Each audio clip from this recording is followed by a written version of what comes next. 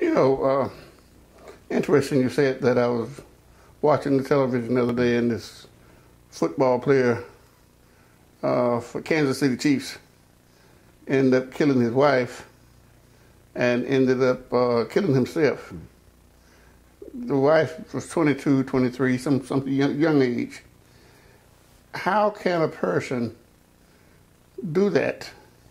I mean, what could cause a person to kill or hurt someone that they love? We're going to come back to you. Yeah, well, emotions are wide-ranged, and we will never know what made this individual do that. But what we can say, don't allow your disappointments, your discouragements affect your relationships with people. Hurt people. And you do not allow what circumstances or what is happening to you at that moment affect your life or who you are. That's why we preach what we preach. We preach what we preach, that people might be able to hold on in difficult times, and times that are uncertain in your life. All of us will have those times. And all of us will have some kind of a way of responding to what happens. You know, what happens to some people? How do you handle adversity? When something happened to you between loved ones, something happens to really hurt you, touch you. For example, and I'm going to get to this, your son on this. How do your son, and I know they can because Jesus was preaching when he was 12, but how does he handle adversity, things that he hasn't faced or challenged yet? For example, let me give you an example. A man come home and his wife is cheating on him. His wife is doing something, or the woman come home and the man is doing something in her own house. What does he do? How does he handle adversity? I talked to some guys that work at the railroad when I was working there, and most of them say, I'll shoot somebody. If somebody's in my house seeing somebody else or being involved with somebody else, somebody got to die. Well, I don't think love is the key. Talk. If we allow ourselves to be dictated by other people's actions, love sustains us. Love hides a multitude of faults. Love keep us as Jesus. What kept him on the cross? What kept Jesus on the cross? What kept him out? He could have called 10,000 angels, 12 legions of angels. He could have came down himself and wiped out the whole human race, but he didn't. He took it. Why? Love kept him there. And that's what's going to, it's missing in our society. We love dogs, frogs, cats, anything but love people. And so whatever happens to you, you know that there's enough love in you that you don't, that holds you from doing. I'm not saying that we don't get to the point where we want to sometimes. But as a child of God, you are so deeply rooted in what you have been taught and what you believe that it holds back, restraint for what you would do. So love should keep you... Love for Christ. Love for Christ. Love for Christ. Should make you strong and make you...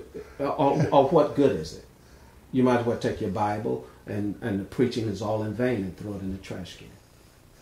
What do you do? How do you teach the church to handle adversity? When something happens bad, what do? You ask Jesus for strength to help you overcome it rather than doing some crazy things that a lot of our people do. This is not to say white people don't do it, but I'm more in contact with our people than I'm down in the jails and visiting people in the jails, and I see some seemingly like black people handled it rougher and tougher, how they handle adversity.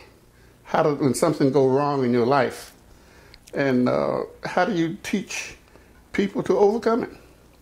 Well, in the Bible, the disciples had to deal with adversity many times when they were out on the Sea of Galilee and the storm came, and when they were still panicking and worried. If you're a Christian, that your belief, your faith should keep you so deeply rooted that when they woke Jesus up and said the storm is about to overthrow the boat, and when Jesus woke up, he said, you have little faith. Through everything you've been through the late nights, the pain, the sorrow, the crying, you still have no faith to believe that I am God. I will bring you through anything. That if you have faith, you have the power to move mountains in your life. You have the power to overcome situations. If you have faith that God is your rock, and that he is your anchor. He is the only head of your life. You don't need anybody else. Not saying that you don't need love and you don't need people and you don't need friends. But when you are so deeply rooted in Jesus that you know that nothing can shake me, that I am with God, that he holds me in his hands, then you can face anything. I'm impressed. So, what do you, when you finish school, high school, what do you plan to do? I plan to attend college. That is first. I would like to attend a place like Harvard or Morehouse in Atlanta. And I like you putting Harvard and Morehouse together. And then I like to maybe major in business or law or even in religion as my major. Okay, and is it your goal to one day pastor a church? Yes, sir. Okay. Dr. McClain, I think he's on his way. I want to know, do you have any days coming up soon where you will be preaching or speaking somewhere? I'm not sure right now. I don't have any close dates right now that I will be preaching in this area. He has a couple of dates in this month, but usually I kind of let him rest in December because he's so busy, and he can almost be preaching every Sunday. He has 2 revivals in January. Where? One, I can't give you the name of the church. I know it's in Marshallville, but I'll be more than happy to get the announcements to you. Get the announcement to me, and I will. He's been asked to be at Reverend Finney's church, the 5th Sunday. The young Finney or the old Finney? The old, let me put it this way, the old Finney is younger than I am. Okay. But the young Finney must be in his 40s. Okay. Well, I don't know which one is the young or old. The St. Peter Church is a young, old Finney. That's thank you. Okay. And he, I guess he studies and like any other child would. Christopher is a straight A student. He's been straight A since he's been in school. He's a straight A student. I wish I had the mind he had. Christopher almost has like a photographic memory. I mean, he's gifted. He's in the gifted class along with his other brothers and sisters. But he has a good study habit. He never had a problem with him in school. So we are proud of him. But that comes from, I always say, from his mother. From his mother.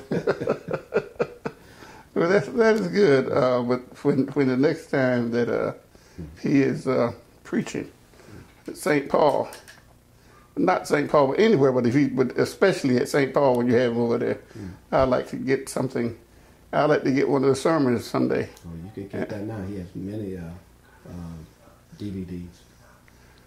But I want one because maybe Robert could put it on and show part of it, his sermon. He said, "Yeah, that'll go well. I want the public to see and hear this young man preach the gospel." Yeah, that'll be and spread the message like the master taught it. And so I look forward to hearing you and seeing you, and yes, sir. We'll be watching you. Thank you. Eyes will stay on you. Anything coming up anywhere at the church that you want to announce? Oh, we have just the first Sunday, regular Christmas services. We do our whole Christmas program will be that on the fourth Sunday, and 10 o'clock, and we're looking for the public.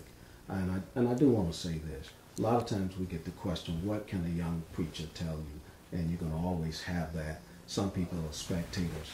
And I will say, if God can do anything, and everything is possible, you don't have to be bad to be good. And a lot of times people feel like you got to have a ragged life, a past life. I think I've done enough for him and 2 more generations. That you don't have to be bad, or you got to live such a life so you'll be able to tell somebody something. He's not trying to tell anyone. He's telling what Jesus said. And once you hear that, I think you would be convinced too that God has something to do with his ministry. Well, I'm impressed. And I look forward to coming over to St. Paul or going down to Marshallville or going somewhere to hear this young man. Thank you, sir. Thank you for having me. Tell us where St. Paul is. St. Paul is at 2501 Sherland Drive. Okay. It's an A.M.E. church. A.M.E. church. Which means what? Well, it means African Methodist Episcopal Church. What's the difference between A.M.E. and Baptist? Well, you may say doctrine, polity, but other than that, we're all Protestants. All of them believe in the Son. Jesus is the Son of God. Son of God. Okay. I appreciate you. Thank you. And thanks you for bringing this young man by. Thank you. Thank you. Thank you for having us. And we will be right back.